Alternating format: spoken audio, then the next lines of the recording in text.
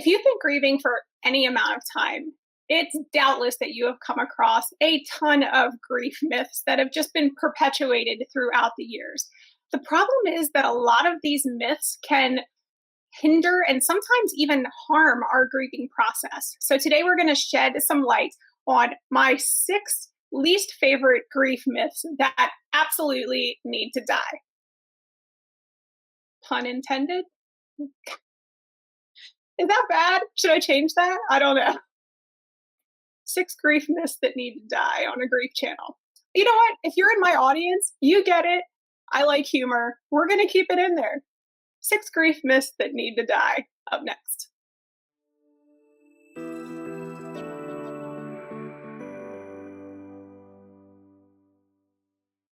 Myth number one, and I talk about this all the time, is that grief follows a linear process. It absolutely does not. If we were taught anything about grief or knew anything about it before we were grieving, it was probably the 5 stages of grief. Well, the 5 stages of grief do not happen. Well, sometimes they don't happen at all.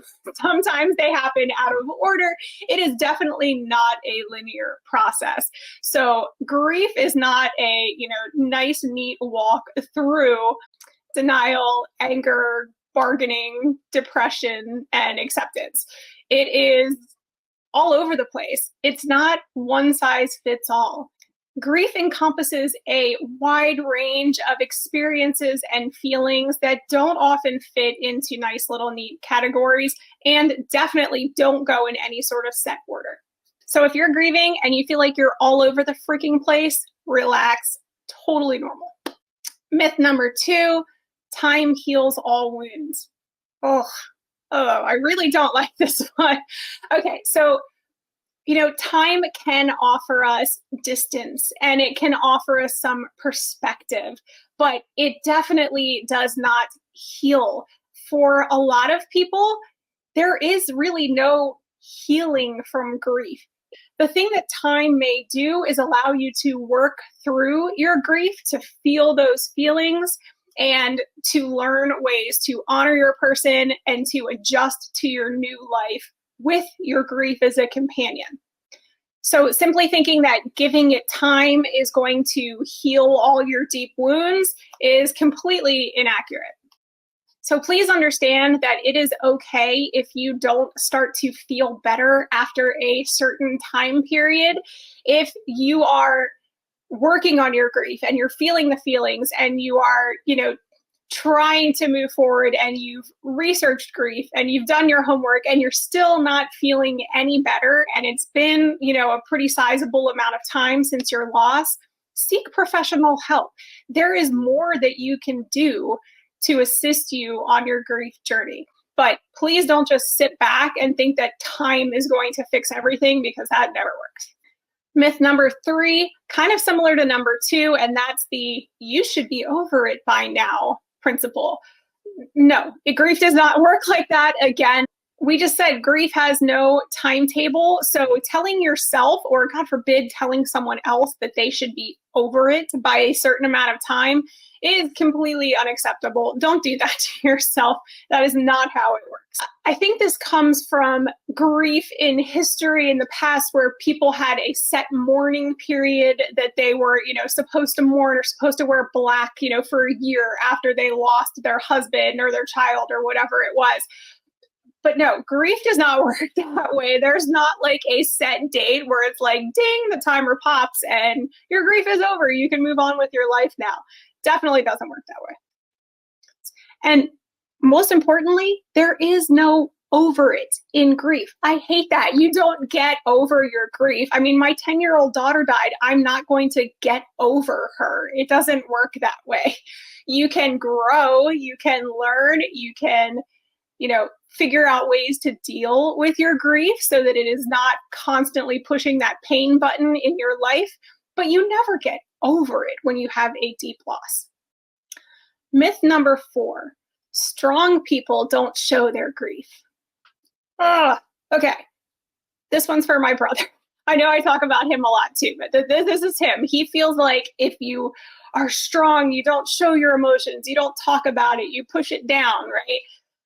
No, that's actually really unhealthy in most cases. Expressing grief is never a weakness. It is actually showing signs of healthy grieving, that you are feeling your feelings, that you're expressing your emotions, and that is a good thing. Strength actually lies in allowing yourself to feel those feelings and process those emotions and talk about your loss. Those are the things that show strength. Myth number 5, if you're not crying all the time, you are obviously not that sad.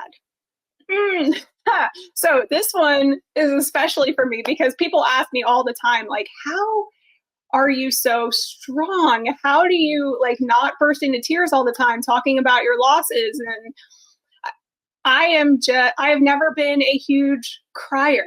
So it doesn't mean that I don't cry. It doesn't mean that I'm not sad. I'm obviously devastated. I am very, very good. And there are many people who are very good at compartmentalizing their feelings. So I can be in public and I can give a big, long speech about grief and I can tell my story and not shed a tear. And I hope to God that people don't think that I'm not feeling anything or that I'm not really sad about the loss of all the people in my life. I sure as hell am.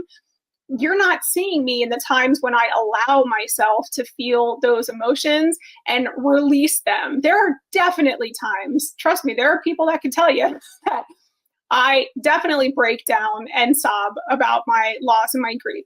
As long as you are processing and as long as you are expressing your emotions and you are talking about your feelings, it is completely okay. And it's also healthy to not be a big emotional crier. Again, kind of going back to our last myth, it's totally fine if you are crying. It's totally fine if you are not crying. Both are myths. It doesn't mean that you are not sad if you're not crying. It doesn't mean that you're a hot mess if you're crying everywhere that you go. Again, people express their emotions and grieve in different ways, and all of it is okay. And myth number 6, moving on means forgetting about your loss. No, people. This one hurts my heart the most when people think this. And I am guilty of having these thoughts myself. So I totally get it. It is probably one of the most common myths that as grievers we tell ourselves. But moving forward in our lives and trying to have lives that don't completely suck after a devastating loss, that does not mean that we are forgetting our person. It just means that we are finding ways to travel along with our grief. And it is beautiful to find ways to remember and to honor our person while also searching for ways to find joy and little bits of happiness in our life again. As anyone who's had a major loss knows, we don't know how long we have left. And at least for me, the thought of living the rest of my life with absolutely no joy is pretty depressing. It leads to that what's the point kind of thinking. I am not a fan of people saying that your person wouldn't want you to be sad for the rest of your life. While I think in most cases, my gut instinct to react to that is like, well, how do you know? Did you know my person? How do you know what they would want me to do? But in reality, if you really think about it, the people that we lost, if they really loved us, probably would not want us to spend the rest of our lives miserably. I know my daughter wouldn't want that for me. So I can remind myself about that. But again, you need to shift your focus and your mindset with this one, that moving forward and learning how to live with your grief never, ever, ever means forgetting. It's a mindset shift to remembering and honoring the person that we lost, not forgetting them. Just integrating the things that we do every day and the rituals and the traditions that we create to remember our person.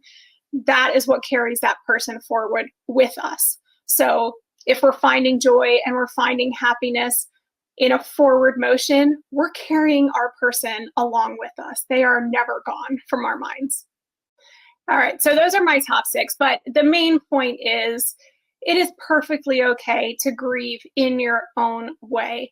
Don't listen to common misconceptions. Don't listen to what other people tell you. You can feel in your heart what is the right and the wrong way for you. If you've experienced any of these myths below, let me know which are your least favorite in the comments, or any that I missed. I would love to hear your least favorite grief myths that I may have missed in the comments. So please share with us. Let us know what they are. Let us know how you respond to any of the myths that you hear. I'm looking forward to reading your comments. As always, if you found this helpful, it would really mean a lot if you would like it, subscribe if you haven't subscribed, share with a friend who's grieving if you think that they would find this useful. I will leave a link to another video here at the end of this one for you to go and watch. As always, I am sending love and hugs to you. I'll see you guys next week.